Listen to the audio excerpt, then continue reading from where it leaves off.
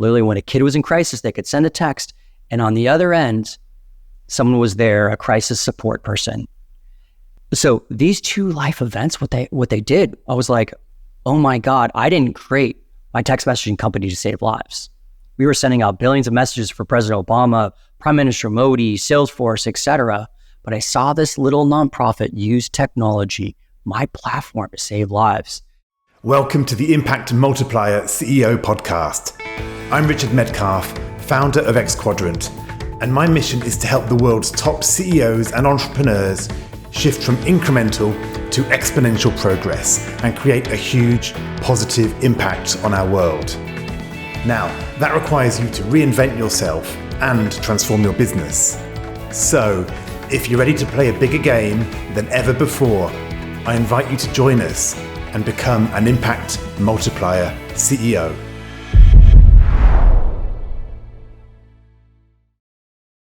In this episode, I speak with James Citron, the CEO and the founder of Pledge. Pledge's mission is to partner with mission-driven companies, non-profits and individuals to unlock billions in funding for non-profits around the world. He realized that the system had so much friction in, and he made it his mission to address that. And to date, the company has been able to fund clean water for 1 million people. They've planted over 1 million trees. They've delivered over 1 billion meals to children around the world. So this is a company with real impact. And in the conversation, I speak with James around his previous corporate career and the moment where he went all in on tech for good, when he decided that he could have a purpose as well as a business. We look at the roadmap he used to build the business. What was the first thing he did when he decided to go all in? And we get some very practical, tactical tips as well on hiring and also on purpose, how that plays out in that whole process.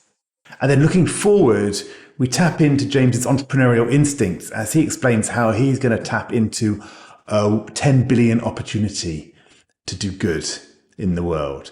It's a great conversation. Enjoy it. James Citron, CEO of Pledge. James, what I know about you is that you're on a mission to create $1 billion in charitable donations. You've already raised fundraising for 1 billion meals and provided clean water for 1 million people. And yet 10 years ago, you were right in the middle of the mobile messaging and engagement industry. I believe you built 3 text messaging businesses at scale. So how did you get from one to the other? What was that journey? Because it sounds like, you're on a real mission that's really quite different from where you were just a few years ago. Yep. Well, thank you, Richard.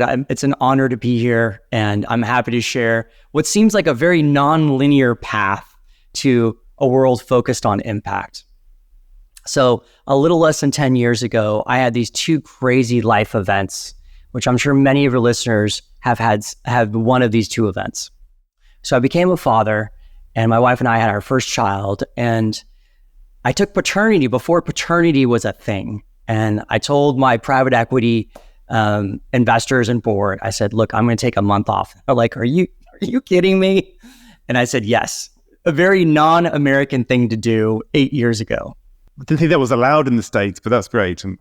I don't think, still most companies are struggling with this in America, unfortunately, because it's a critical thing. And I know across the pond where you are, this is the norm.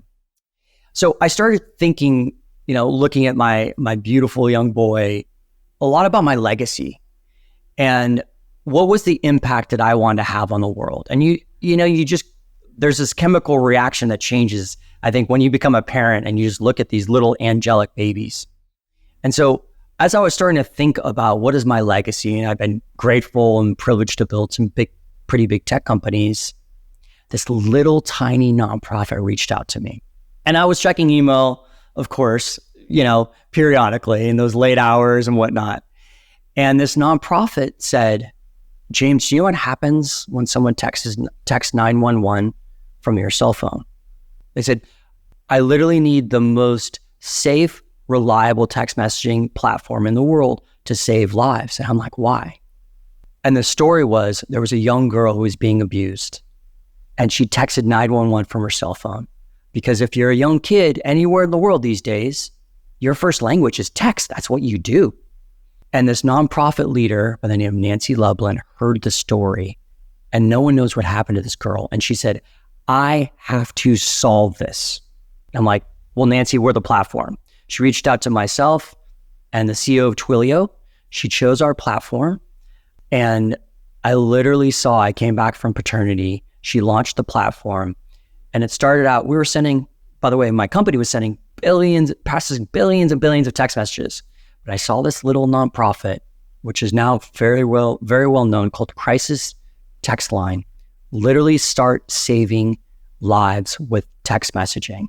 Literally, when a kid was in crisis, they could send a text, and on the other end, someone was there, a crisis support person. So these two life events, what they did, I was like, oh my God, I didn't create my text messaging company to save lives. We were sending out billions of messages for President Obama, Prime Minister Modi, Salesforce, etc. But I saw this little nonprofit use technology, my platform, to save lives. And I said to myself, this mobile messaging thing is great, but my legacy cannot be helping to create ADD on cell phones and screen addiction. My legacy, I love building tech companies. How do I go the next chapter of my life and build tech for good? Just jump in there. I think it's really interesting because there is that moment, right, where I think a lot of execs in tech actually have this, that they kind of go, you know what, getting well paid, it's interesting, it's fun. I think there's a part of them which is like, yeah, but it's like delivering ads or something else, which is not amazing, but it pays the bills and it's fun and interesting. And I think there's a moment which we can look for, or we can not look for, whatever, but there can be this moment where we become, we ignite, and we become on fire. And like, actually, there's something which is more important. I had it myself when I was at Cisco. Cisco's a great company. I was enjoying my role. Does good things, right? It's not doing bad things, it's doing good things. But I got to a stage where I've said it many times in the podcast, I think that I realized I didn't want my legacy just to be helping increase the profit margin of AT&T by 0.1%, right? There's nothing wrong with that. I love helping my clients with financials, but that wasn't the legacy. That wasn't the stories I wanted to tell my grandchildren in the future. It sounds like you had a similar moment when, it was like, there's something else. You're exactly right. And once you find that, you can't sleep. That is the most important thing. So for me, I had that exact same realization. And then it was, okay, I got to do my job, which was ultimately growing and selling that company. And next it was, what technology platform can I build for good? Whose sole purpose, it's not by happenstance or luck or whatever, whose sole purpose is going to save lives, uplift communities, and do good for the world. And that's what led me to Pledge. Great. So let's kind of fast forward. So where are you now? Tell us a bit about what Pledge is and just kind of what, where the story's got to so far. So Pledge is the world's most innovative and trusted charitable donation platform. So now, several years in, we actually can enable anyone, any company, any nonprofit to fundraise. We have 2.2 million nonprofits around the world in the database. Last year alone, we processed donations in about 125 countries. We have about 4,000 to 4,500 companies using the platform today. And we have a bunch of big strategic partnerships where we partner with really incredible mission-aligned companies. So I'll give you some examples like Zoom. During the pandemic, when we were all, the only way we would connect was through Zoom. We reached out to Zoom and we said, Zoom, you're connecting the world, but you do not have a donate button. I said, that's a great idea. So we partner with them to bring a donate button and enable anyone to fundraise, churches, schools, companies, to Zoom.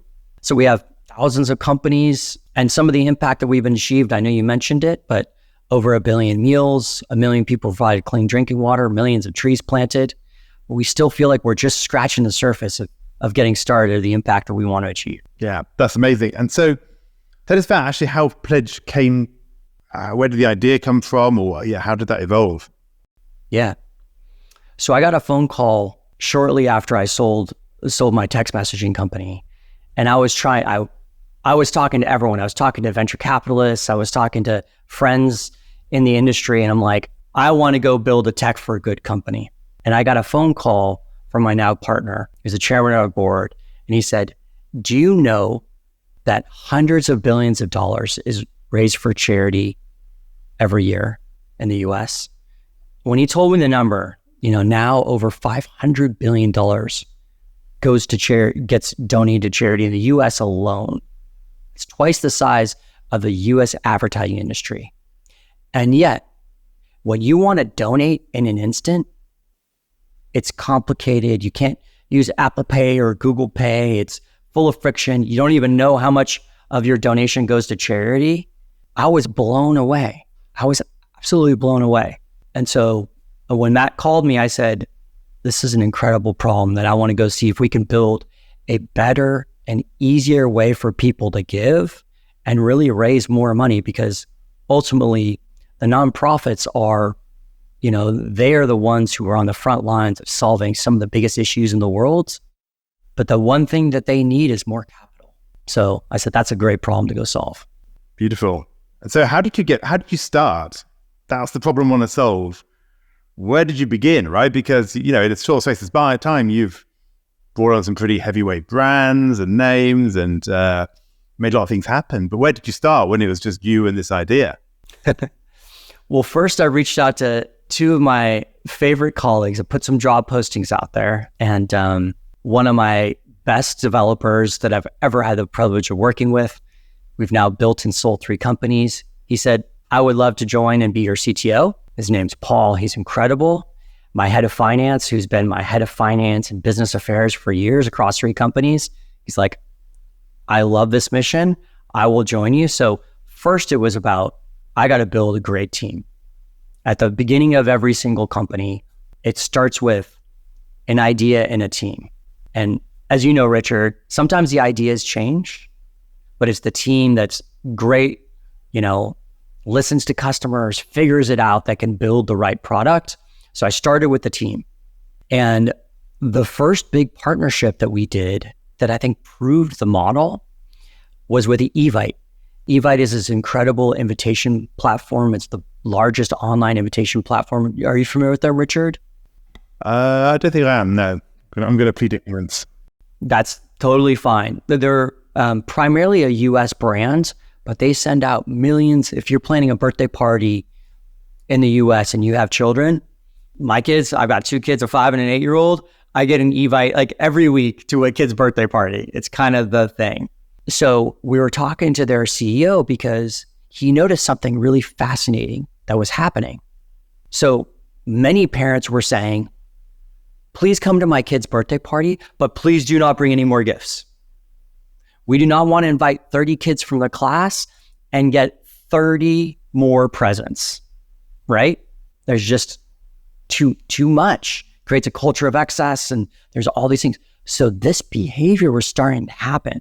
So we were talking to Evite. Evite said, is there a way to make it really easy to say, you know what, when you're planning that invitation, a parent can go, you know what, my son's really into the local animal shelter.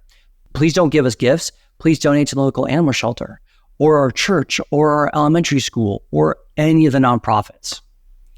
So that was the first launch for Pledge, and it took off like that. So that's a fantastic example of like an initial use case. Was that relationship something you already had? You already knew this individual, so you were able just to go to your network and find some traction? It's a great question. So Matt, my business partner, had been talking to Evite, and Evite was looking at the data and was like, this is really interesting. Is this something you can solve? But at the time when I joined, we didn't have a platform that could do it. So my new CTO, who I'd been working with for 10 years, but in prior life, I said, Paul, we didn't have any other developers. And, he's a CTO, he runs a big team now. But at the time, we didn't have any other developers. I said, Paul, Evite loves this idea, but you have to go build this in the next 2 weeks to see if it's going to work. Yeah.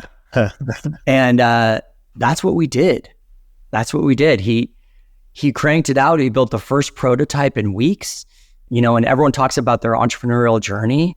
There are these moments where you just kind of have to go block everything else out, build something, figure out how to do it, break some rules along the way.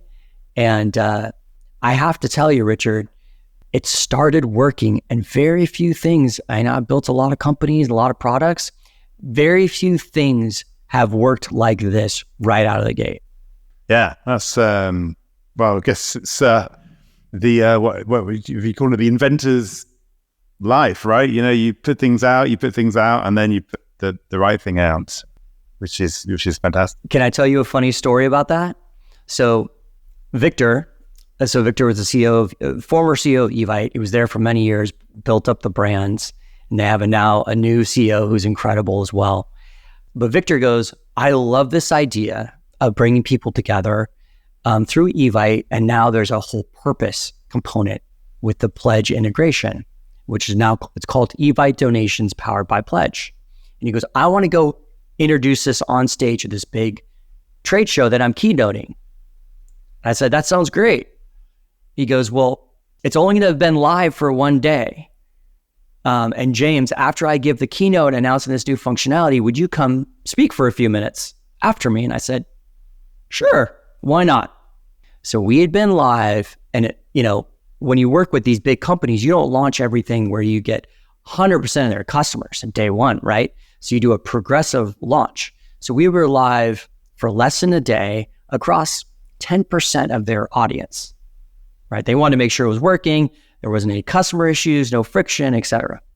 So I text Paul, my CTO. Victor's in the middle of his keynote in Las Vegas at a big advertising show. I'm like, Paul, we're literally live on Evite's website. Only a fraction of the users have even seen it. Is it working? Because I'm about to go on stage and tell people about this new thing. Has anyone tried it? He goes, you would not believe this. An 8-year-old girl just set up her birthday party, or her parents set up her birthday party in Wisconsin. It's one of these bounce house parties where, you get the big bouncy house and whatnot. And she said, in lieu of gifts, please donate to Smile Train, which is an incredible nonprofit that funds cleft lip surgeries. Their first donation was for $1,000. Wow. And I'm like, fund multiple cleft lip surgeries with that. I'm like, this is just unbelievable. So I got to go on stage and share this story. And since then, all told, over $30 million has been raised on Evite alone. I hope you're enjoying this conversation. This is just a quick interlude to remind you that my book, Making Time for Strategy, is now available. If you want to be less busy and more successful, I highly recommend that you check it out. Why not head over to makingtimeforstrategy.com to find out the details. Now, back to the conversation. Yeah. So I love this super pragmatic way, right, of finding some people who already know in your inner circle who you can solve a real problem for. And then I guess that's how you got the scale so fast, right? Because you clearly couldn't go out and win over those donors one by one, right? You had to go to organizations that already had that reach. So I'm curious to dive a bit deeper in one of your philosophies, actually, James, because I know that you say that, this season is called Business as a Force for Good. I know that one of the things that you say is that businesses on a mission to do good will outperform those with just good business models. So purpose-driven will actually win out over pure commercially driven. Kind of curious, it sounds a great thing to believe, but why do you actually say that? What's your thought process that has led you to that conclusion? So it's something that I believed intrinsically, which is why I do the work that I do, right? But the data has to prove it out. So a few years ago, there was a bunch of surveys that said this. They said things like 80% of consumers, if they're offered two different brands, one that aligns with their values and the one that does not, 80% will switch to the brand that aligns with their values. So this was all kind of hearsay, data that was out there in the marketplace. Over the last few years, we have seen this. Consumers are voting with their dollars like never before. the younger the generation, the more ingrained in the fabric of every decision they make is their values, right? Which is why you have employees who go, I will never work for that company because it doesn't align with my values. Years ago, when I'd interview folks, nobody asked about the mission. Now everyone's asking about the mission. Tell me about the mission. How do you live your mission? And on the pure like revenue side of our business, one of the biggest challenges, I think, to uplifting every business and making sure that businesses go, purpose is not just a nice to have, it's a necessity, is really showing how when you actually do it the right way and not just say it, but actually live your values, you can actually build a better business. So this is something that's core to our platform now, where we literally go, we have e-commerce merchants who go, all right, show us the data. And we can tell them, once you integrate a roundup and enable your customers to give back at checkout, or you launch a set of products that are mission aligned, the customers who buy those products on average will have a 50% higher lifetime value. 50% higher lifetime value. Yeah. So here's a question. I think some companies, especially when they're founder led still, are in an easier position to really tap into why the founder built the business in the first place. So do you find that most of your kind of partners are from those kind of companies where mission's been baked in at the start? It's there? Because I think, I'm sure a lot of people listening, or some people listening will be like, wow, that sounds great. But like, the reality is I'm just in this company that's been around for whoever knows how long, and it's quoted. And so like, it sounds like it's going to be really impossible potentially to align around something that's genuine, right? And it's just going to be stuck on. Do you think that is the case, that there's really two sorts of companies, like mission-centric and those who are never going to get there? Or do you think there is a bridge from one to the other? Just curious. It might not be your zone of expertise, but I'm kind of curious for your perspective. No. Well, we have a number of publicly traded companies that we work with and a number of earlier stage companies. You're absolutely right. A lot of founder-led companies, it's just built into the DNA, right? It's something that's so core to who they are that they build it in from the start. And if you're a listener and you're going, how do I build it in? We always talk about this, build impact into the cost of goods sold so that it never goes away when you even become a publicly listed company, because you've built it into literally into the DNA of your business to add in impact. Now, when you're a publicly traded company and you're thinking about this, it sometimes be reactionary. It might be because of ESG reasons, or it might be because of shareholders these days going, what are you doing about climate, right? How are you recruiting young, talented employees who have the option to work anywhere at so many companies? So the motivations might be different, and they might not be founder-led at big companies, but there are a number of big companies now who, I would say half the Fortune 500 have some sort of an impact and purpose because they realize it is important. Yeah. Yeah, I think that's a great point. It can be, some are born great, some have greatness, some grow into greatness, whatever it is, and some have greatness thrust upon them. It's a bit like the same, right? Some companies are born with purpose, and others have purpose thrust upon them potentially, right? By the needs. Yeah. And the purpose can evolve. You know what I mean? So Tom's Shoes was this great example of a company that went from, a great idea to the fastest growing, I think, apparel and shoe company in history when they were doing their buy one pair of shoes, give one pair of shoes. But what was really fascinating was they realized after several years of doing that, they realized that their impact wasn't as big as they wanted to achieve. So they actually changed their purpose.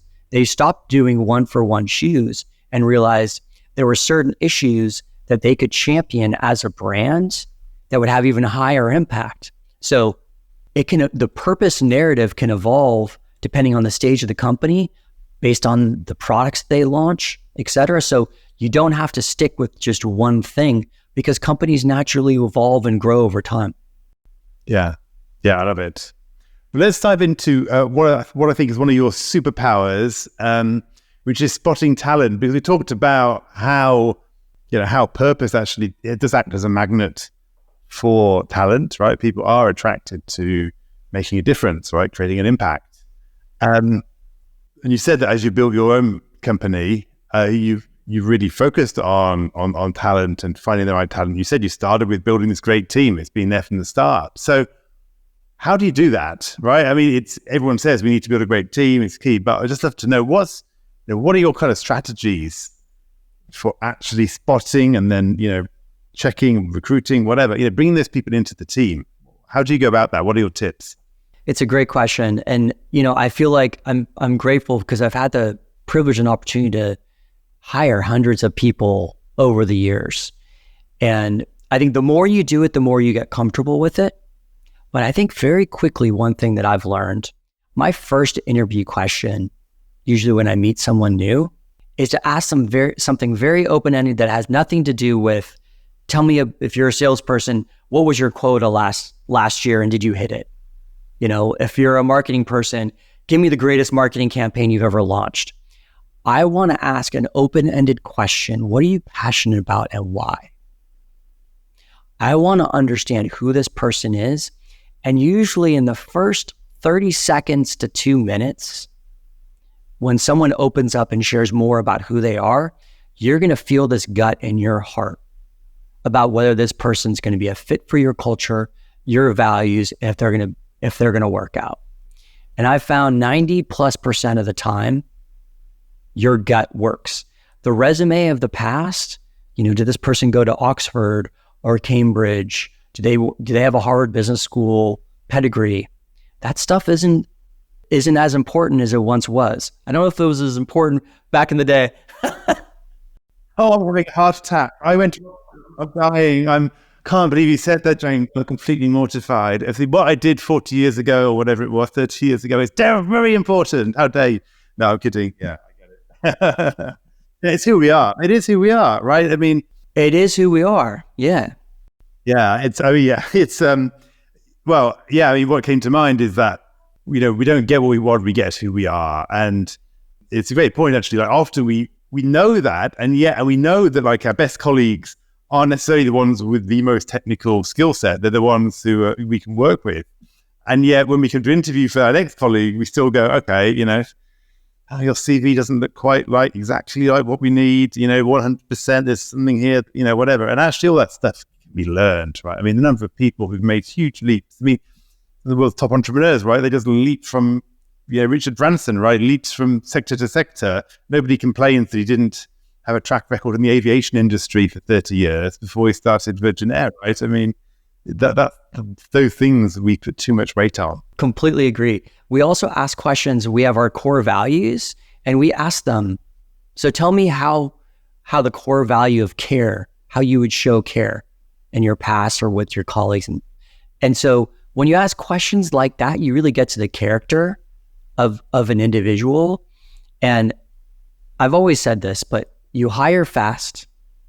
And if someone's not working out, make a decision to fire fast, because you're quickly, finding great people is really hard, and we've got great people. You got to do everything you can to create a great environment for them.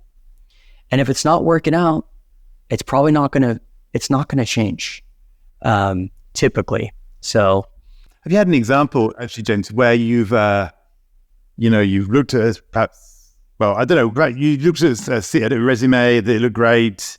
And then either in the interview, really immediately, you're like, no, it's not going to work. Or alternatively, where you perhaps didn't listen to your gut, and then later on, you realize this wasn't working. Oh, absolutely. My first startup, first-time founder issues, this is now 10 plus years ago. I had one venture capitalist who I think very highly of. His name's Mark Suster. He runs one of the biggest venture capital funds in Southern California. And he was just an informal advisor and dear friend of mine. And he said, you know what, James, when you raise your first big round of capital, don't go hire that hot shot with a big resume. He said, don't do that. And at the time, I was a 28-year-old first-time CEO. I raised my big round of capital. And my venture capitalist at the time, investor, said, James, you're a great CEO. I love your vision, but you really need to find, that great partner that hotshot who's been doing all this stuff for years, who has the business school degree and all that stuff. And we ended up hiring somebody in a very senior role who made multiples of what I did and had a great pedigree. But within the first 2 weeks, it was just a total cultural misfit. He came from a very large company. He came to a company of 50 people, and everyone was young and they were tech savvy and he was not. And it was just, I didn't listen to this informal advisor and listen to my VCs. And in my gut, it didn't feel like the right thing. And within 6 months, both of us realized like, this is not going to be the right thing. So I remember it like it was yesterday. I've not made that mistake. And I always talk to other entrepreneurs and founders about the same issue. Trust your gut. Trust your gut. Yeah, fantastic. Well, hey, James, we're getting towards the end of our time here. I want to ask you a question I always love asking, which is, well, first of all, what would it look like for Pledge to multiply your impact as a business or as an organization? Like, what's that going to look like in a few years' time when you say, wow, we've really knocked it out of the park? What does that look like for you? So that is doing one core thing. Richard, end of last year, we were digging into donation data and just trying to figure out how can we unlock much bigger impact. And we stumbled upon something that just blew our minds. 3% of every donation, at least, and sometimes it's 5 to 10%, never even makes it to a nonprofit. So all told, last year, over $10 billion of donations given by individuals to U.S. charities literally went to Visa, Amex, MasterCard, Bank of America, etc. It went to the processing as opposed to the charity, which is mind-blowing to us. So we said, you know what?